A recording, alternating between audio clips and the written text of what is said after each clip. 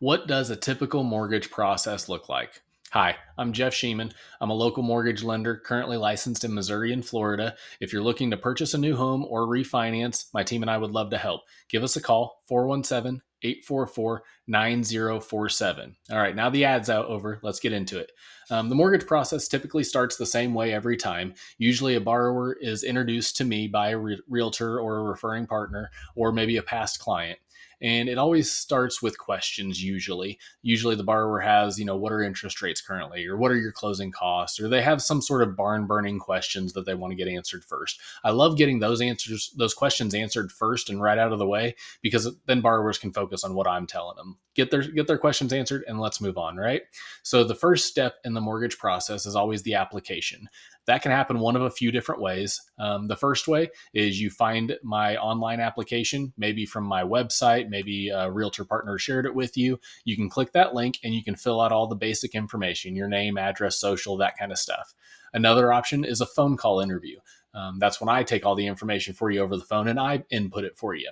Okay. The third option is a hybrid, and this is really my preferred method. Usually it starts with a phone call, a quick 10-15 minute phone call for me to go over your goals and your why, see why you're moving and what your reasons for. We go over your down payment and what your credit score is, and maybe what you want your monthly payment to be, things like that. Okay. Once I get that information, I will send you an email that summarizes all the notes that I took on you. And in that email, there's an apply now button that you can click on and then do the name, address, phone number, social, that kind of stuff in the application. Then we marry those two together, the email to the application, and we ask you for documents. So most lenders will require to see W-2s, pay stubs, bank statements, a photo ID, maybe tax returns if you're self-employed. There's several documents. Maybe you're getting alimony or child support. We might need to see the divorce decree. So whatever our conversation unveils, that's what you'll be required to prove. So during the application phase is when we have to prove that. There are some lenders out there that will give you a pre-approval or a pre-qualification letter without pulling credit and without verifying income and assets. And if they're not asking for these documents, that's a giant red flag, and you should come see me or another lender that you trust. We need to prove all this stuff because we're going to have to prove it in underwriting, and we don't want to set you up for failure by saying, yeah, you're pre-approved for all this, and then you get under contract, and then when underwriters start asking for these documents, we can't produce them for whatever reason. So my team and I, we do it all up front, and it's a little bit longer of a pre-approval or pre-qualification process, but it's a lot more thorough and it's better, in my opinion, right? So we have a conversation, you fill out the online application, you upload all your docs. I want you to do that as quick as possible, within a day or two, right? Take the 20 or 30 minutes that it takes to actually pull up your online banking and download your PDFs of your bank statements, figure out where your pay stubs are, actually focus and keep your attention on this for the first couple of days so we can get all the information we need. That way my team and I can do a good quality pre-approval for you. Okay. Once you have all that uploaded, we get together and we structure the loan based on your goals and ideas, right? And it's important to know that what's good for you might not be good for somebody else in a similar financial situation. So I've been in finance for a while now, and especially in mortgages, there's always somebody's aunt's brother's cousin that says you should have this type of loan, you should do this type of thing, but they're not mortgage professionals. And the rules in this industry change a lot. Probably a lot since that person bought a house, right? These regulations change every 6 months or a year sometimes. And so it's really important to talk to a true mortgage professional that's in the business and in the know on the day-to-day basis. Okay. So you've talked to me, you've done the application, you've uploaded all your documents. Next step is we pre-approve you. We say, all right, based on what monthly payment you're comfortable with, this is the house that you can afford. If you want to move that up a little bit, maybe we give you a little grace or a little leeway and say, yeah, you can stretch this a little bit if you need to. Or we say, this is the max and this is as much as you can afford, right? The next part is when you go shopping. And this is usually the most fun part of the process for borrowers. That's when you get with your realtor and you go looking for houses and you imagine yourself moving in and all the things. That's a great time. Whenever you guys are serious about making an offer, I want you to let me know the address. Send me the Zillow link or the realtor.com link. So that way I can look up property taxes and maybe I can get a homeowner's insurance quote pretty quick. So that way I can give you an accurate payment estimate. Okay. Then once you have that, assuming all the numbers are good and you're ready to make an offer, then it's time to actually make the offer. And your realtor will coordinate with you on that. That's their role and what they do. They will coordinate what you want to offer and what the terms are. Maybe we need seller concessions or maybe we don't. And in our pre-qualification, we'll spell all that out for you. So they make the offer. Once you make an offer, there's three things that can happen. The seller can accept it, they can deny it, or they can counter. Depending on the market conditions and what your offers are, dictate that, right? Let's just pretend for the sake of the argument that they accept your offer, and now we're under contract. The next step, once you're under contract, is to get your lender the contract as fast as humanly possible. Sometimes realtors wait 2, 3, 4, 5 days before we get the contract.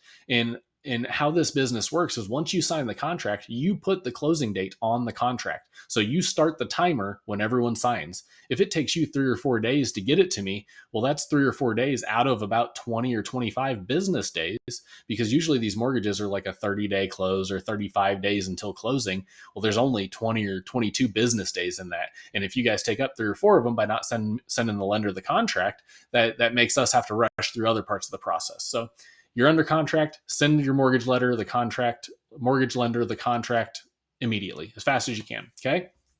Once we get the contract, we do a scrub on the file. We make sure that all the documents are right, all of the credit report, everything is in there that it needs to be, and then we submit it to processing/underwriting. Underwriting is the least fun part of the process. So you go from the most fun to the least fun. Least fun is where the underwriters are dotting every I and crossing every T. If they maybe notice some payments on your bank statements, maybe there's Affirm, Klarna, Afterpay, some of these no credit pull payments. If they see some of those transactions in your bank statements, well, now we need to get it. We need to account for that because that's debt for you, right? And that's kind of a more popular problem nowadays than it was in years past because these programs didn't exist back then, I suppose. But underwriters are going to pick apart this loan and find everything that they can to make sure that it's exactly following the guidelines to a T.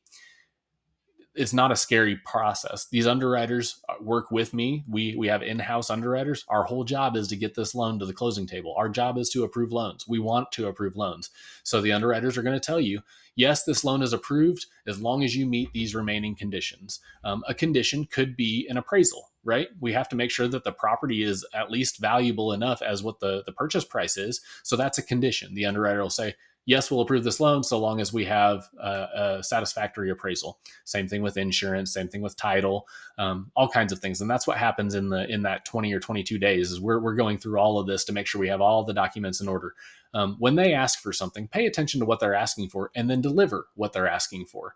So a perfect example is I always ask borrowers for W-2s. If you're a W-2 employee, I need your last 2 years of W-2. So for example, at the time of this recording, which is December of 25, I would need 2023 and 2024's W-2s. Borrowers often send me their tax returns.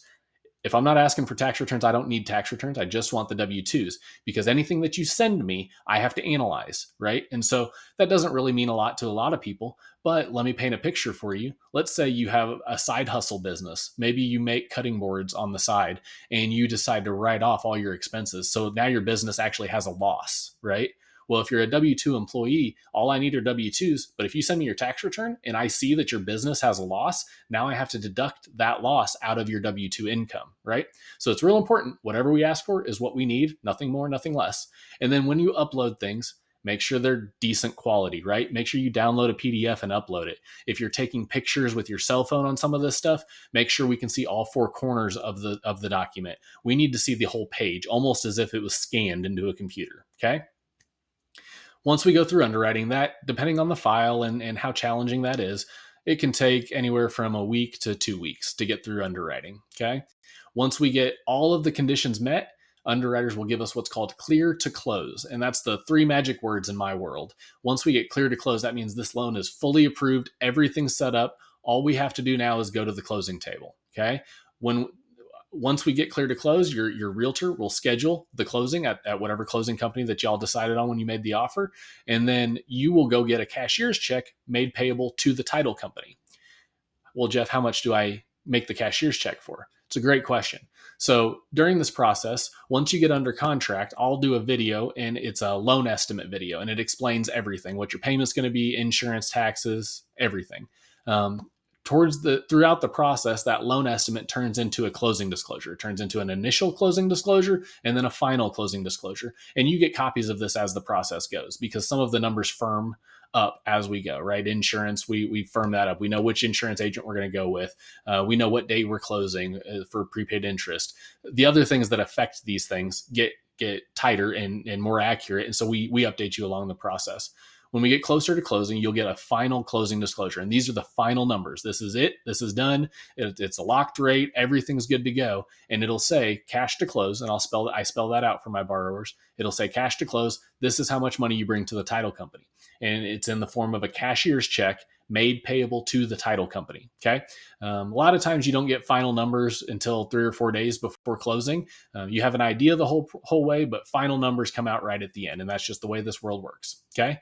Now we've scheduled closing. You have your cashier's check. We show up to closing. Closing typically takes 30 minutes, maybe an hour in some cases, depending on how many signers we have.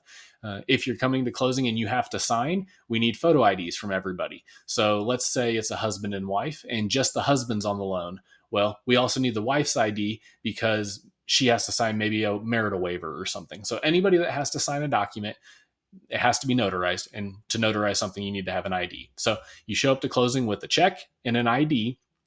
You'll sign your name probably 20 times, and you'll initial several times on the deed. And once we get everything signed and finalized, that's when you're officially a homeowner. The deal's done, and you guys can go move into your house usually that night. The only time that changes if there's a pre or post possession clause, and that's pretty rare. Usually when you close on something as the buyer, the day you close is the day you can move in. I hope this answers a lot of questions. I get a lot of questions about what the typical process is, and this is my typical process. It might be a little different than another lender's, but the base of it is the same. We start with an application that turns into a pre-approval. Then you go shopping. Once you go shopping, you go under contract. Once you get under contract, we go to underwriting and then closing. So it's really like a 5 or 6 or 7 step process, depending on how you look at it and what you lump together. I hope this answers all of those questions, but if it sparks any other questions, please feel free. Send me email, text, call me, carrier pigeon, whatever you got to do. I want to educate you as much as possible, as much as you want, right? I can explain every line item on this whole thing, and I can take hours to do it, or you can just trust me and I'll take care of you through the process. I'm happy to do either. But please, if this sparks any curiosity or you want to purchase or refinance, please reach out. Like I said in the beginning, my number is 417-844-9047. I'm a mortgage lender. Thanks, guys. Bye.